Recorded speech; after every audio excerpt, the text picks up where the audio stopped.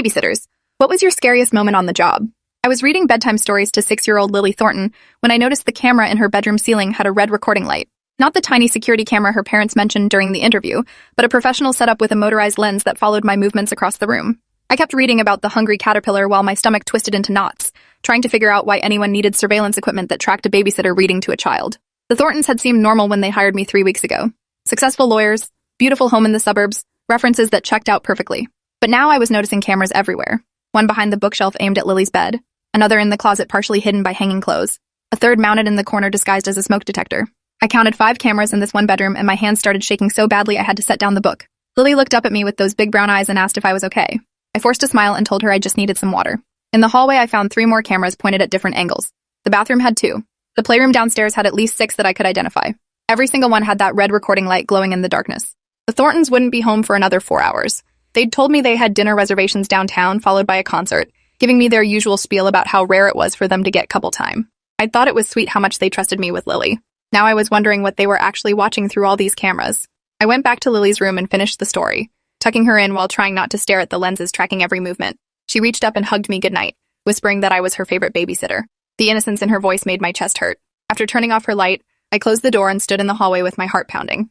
I needed to check something. The Thorntons had given me permission to use their home office if I needed to print anything for my college classes.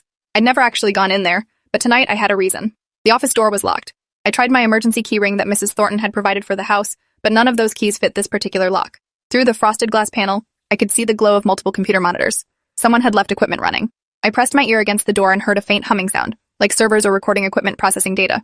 My phone buzzed with a text from Mrs. Thornton. "How's Lily?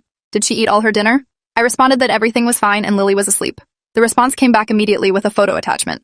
My blood went cold when I opened it. The image showed me standing outside the office door at that exact moment, taken from a camera I hadn't even noticed in the hallway ceiling. The text below read, "Good. Stay out of rooms you're not authorized to enter." I looked up and found the camera, a tiny dome barely visible against the white ceiling. It rotated slightly, adjusting its angle to center on my face. Someone was controlling it remotely. Someone was watching me right now. I walked back downstairs to the living room, trying to act natural even though my hands wouldn't stop shaking. I sat on the couch and pulled out my textbook, pretending to study while my mind raced through possibilities. Maybe the Thorntons were just extremely security conscious. Rich people did that sometimes, right? Cameras everywhere to protect their property and their child. But that photo they'd sent felt like a threat. Stay out of rooms you're not authorized to enter. The phrasing was wrong, too formal, too controlled. I opened my laptop and did something I probably should have done 3 weeks ago. I Googled Catherine and Michael Thornton lawyers. The first result made my stomach drop. Catherine Thornton was a defense attorney who specialized in protecting wealthy clients accused of financial crimes. Michael Thornton was a corporate lawyer who'd been mentioned in several news articles about helping companies hide assets during investigations. Nothing illegal exactly, but definitely operating in